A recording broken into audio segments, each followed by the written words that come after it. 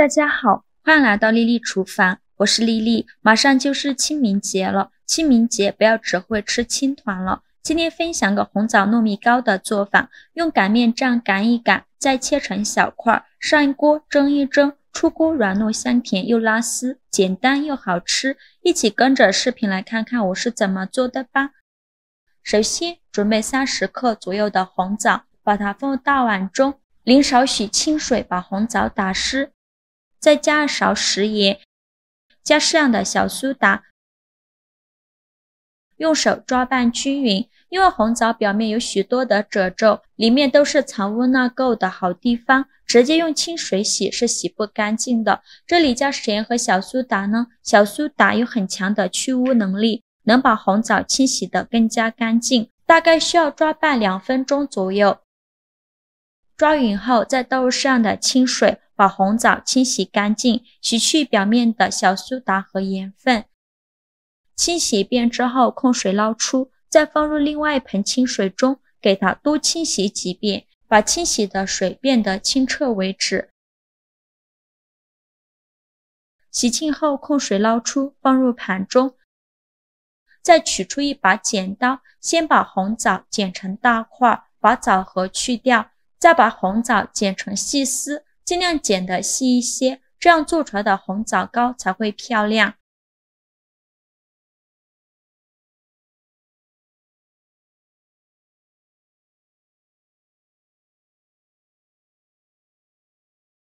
全部剪好后，再把它放入大碗中，加入300克水磨糯米粉，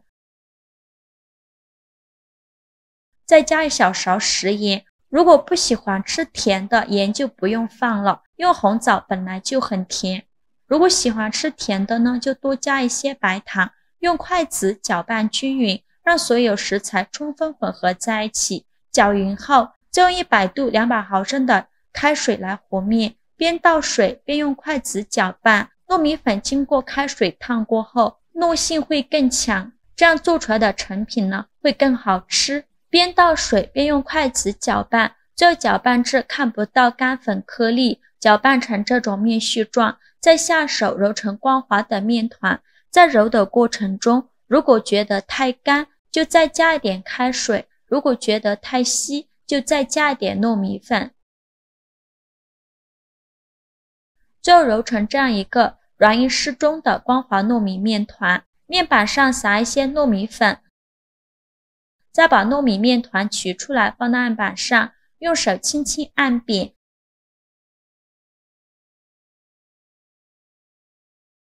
再取出擀面杖，给它擀成一个长方形的面饼，也不用擀得太薄了，厚度约1到2厘米左右。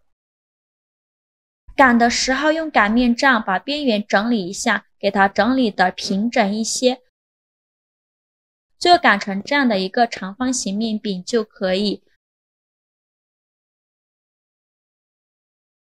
先用刀给它切成2厘米宽的长条，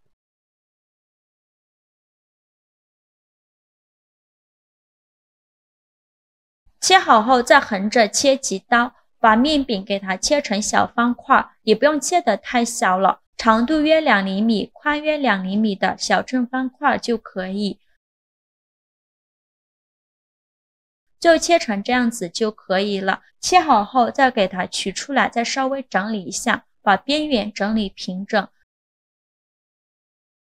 整理好以后，再准备一个蒸屉，在底部铺上硅胶垫，把糯米糕放到蒸屉上，中间要留一些空隙，防止粘连在一起。